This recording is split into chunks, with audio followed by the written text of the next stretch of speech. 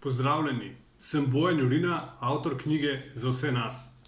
Tokrat se bom dotaknil ene zelo pomembne teme, ki je vsaj meni pomagala spremeniti življenje. Smo mnogo več kot naša zgodba.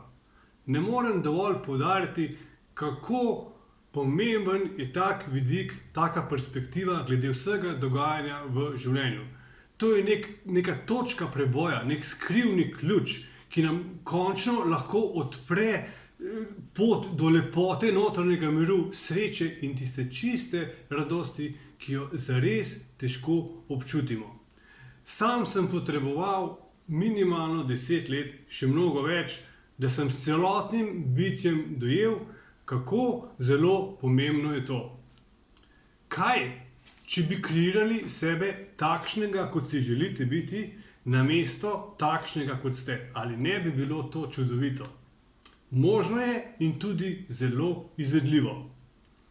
Pride čas, ko ne glede na to, kaj se dogaja z nami v življenju, enostavno moramo se odločiti, da vpliv naših misli prevlada nad vplivom naše zgodbe, v kateri smo se znašli.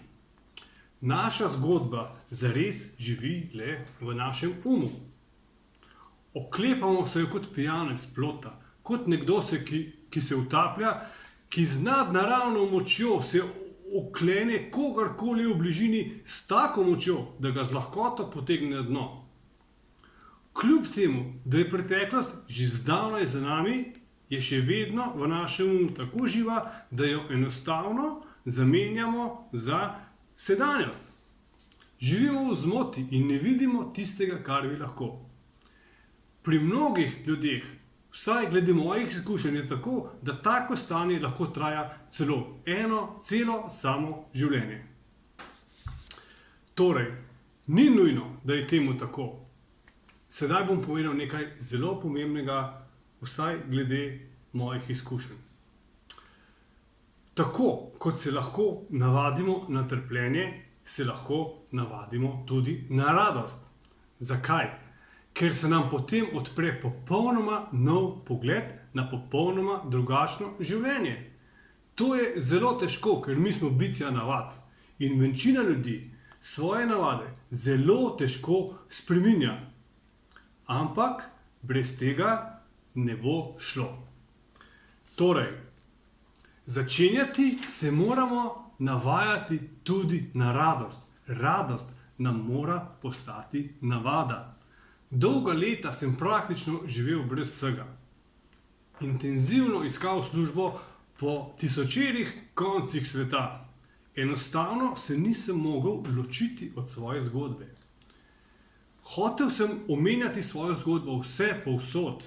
Še posebej to, da sem izgubil oba otroka in kaj vse se mi je zgodilo. Živel sem v preteklosti in enostavno se nisem mogel premakniti v sedanjost. To je tudi z vami tako in tako življenje pač funkcionira.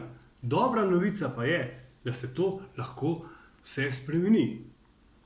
V nekem danem trenutku, v večnem krogu življenja, se moramo odločiti, da korenito spremenimo vsa naša prepričanja glede življenja. Vsa naša dojemanja, toliko moramo spremeniti dojemanje glede življenja, da zaznamo, da je to mnogo več, kot si zamišljamo v svoji filozofiji. To je v eni izmed svojih knjig omenila tudi Jean Houston, neka res globoka duša, in sicer to situacijo je imenila trenutek za skok v večnem krogu življenja. In jaz se z njo zelo strinjam. Sedaj bom pa kar iz knjige prebral en citat Neila Donalda Walsha, človeka, modreca, guruja, s katerim sodelujem že res dolgo vrsto let in mi je pomagal, da sem iz totalne stiske prišel v zopet lepo, srečno, novo, kreativno življenje. Neil Donald Walsh.